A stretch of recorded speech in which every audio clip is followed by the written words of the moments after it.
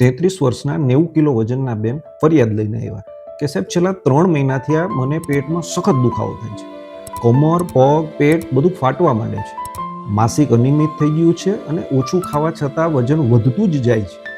ગાયનેકને બતાવ્યું, સોનોગ્રાફી કરાવી તો કહે કે તમારે પોલિસિસ્ટિક ઓવરીઝની તકલીફ છે. બધી દવાઓ કરાવી છતાં કોઈ ફાયદો નથી. હવે તમે જ કંઈ ઉપાય કરો.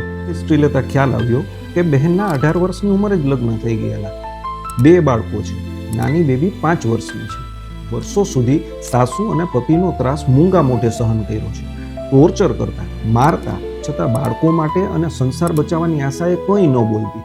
પરંતુ હવે સહન શક્તિની હદ પૂરી થતાં ઘરેથી ભાગી અને એકલી રહેવા અને જોબ કરવા લાગી છું. પોલીસ ફરિયાદ પણ કરી, છતાં પતિ જુદા જુદા નંબરમાંથી ધમકી અને ગાળો આપતા ફોન કરે છે. પરંતુ હવે હું પણ કોઈથી ડરતી નથી. પતિ સહિત બધાને સામો ગુસ્સાથી જવાબ આપી દઉં છું. છતાં સાહેબ, હું એક માં છું. 4 મહિના પહેલા 5 વર્ષની દીકરીને મારી પાસે લઈ આવવા માટે પતિના ઘરે તો સમજાવવા છતાં મારી દીકરી મારી સાથે ન આવે ત્યારે ખૂબ જ દુઃખ લાગ્યું.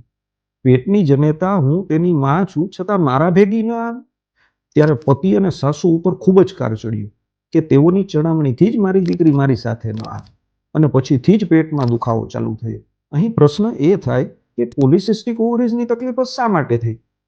ઓવરીઝ એટલે કે અંડ એટલે કે બાળક. અહીં બાળક ગુમાવ્યાની લાગણી અને થયેલું દુઃખ એ જ રોગ થવા માટેનું મુખ્ય કારણ છે.